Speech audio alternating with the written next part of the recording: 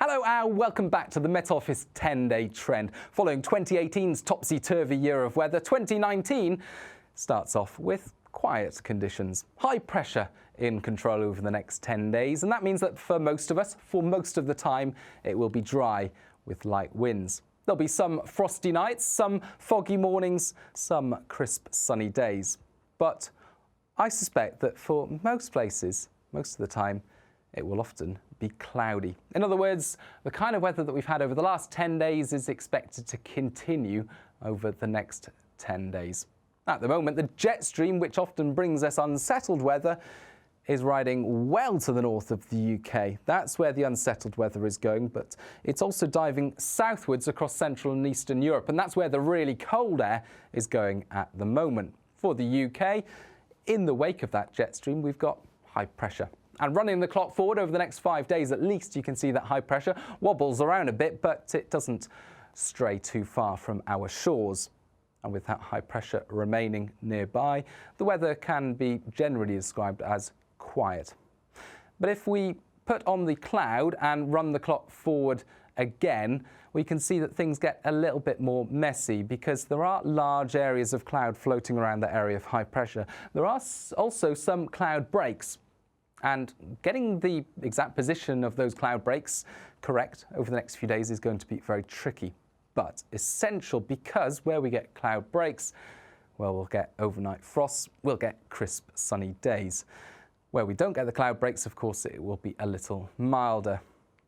But it is tricky to predict exactly where those cloud breaks will appear over the next few days because, well, they're so fickle. And as we start off Thursday, it's most likely that we'll see thicker cloud to the northwest and the southeast with a frost in between, but with sunshine by the afternoon.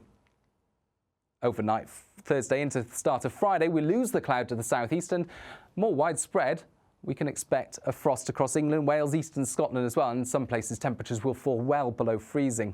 Not so frosty to the west of Scotland, Northern Ireland, where there will be a bit more cloud around. By Friday afternoon, we'll see that cloud remaining, but still some breaks across central and eastern Scotland, much of England and Wales seeing crisp sunshine after that chilly start. But there will be some dense fog around Friday morning, something worth paying close attention to if you are travelling, particularly for central and southwestern parts of England into East Wales. And that fog, given that temperatures will be below freezing, could be slow to clear through Friday. So that's something to watch out for. And where the fog does persist, of course, it will stay relatively cold. Further northwest, where we've got the cloud and the frost-free start, it won't be quite as cold. Similar conditions as we end Friday and go into Saturday. High pressure still sticking around, still close to the southwest of England. But again, large areas of cloud floating around, and getting the cloud breaks right at this stage is very tricky. What looks most likely is that we'll start off with a frost across eastern Scotland, parts of England and Wales, but we'll see a bit more cloud drift south through the day.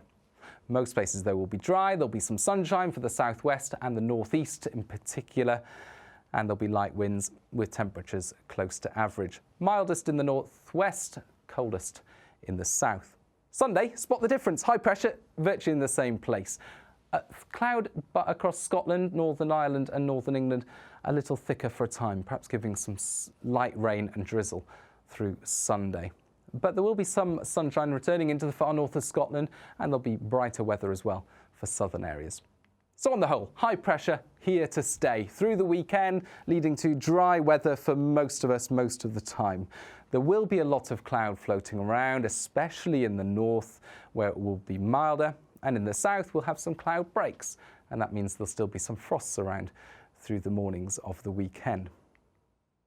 So far, so quiet, and we continue to see the same weather pattern into the start of next week. Just one subtle difference, the high pressure drifts a little further south, and that opens the door to a bit more of a westerly influence from the Atlantic. The isobars begin to tighten up a bit more, and the jet stream returns.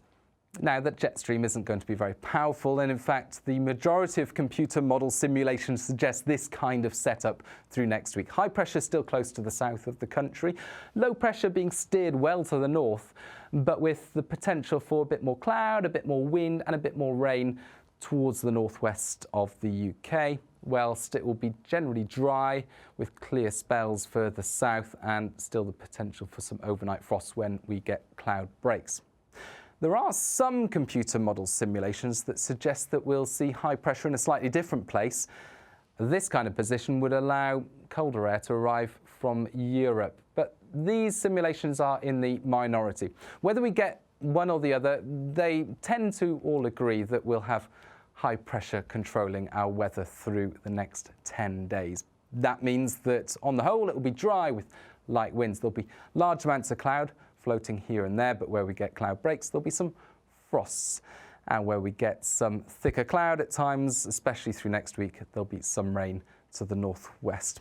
In other words, we start off 2019 with fairly quiet weather, but there are some signs that that could change from around the middle of the month. So it's not going to stay like this forever. Over the next 10 days, certainly, it looks relatively benign. Much more can be found on the Met Office website, through the Met Office app and via our social media channels. Bye-bye.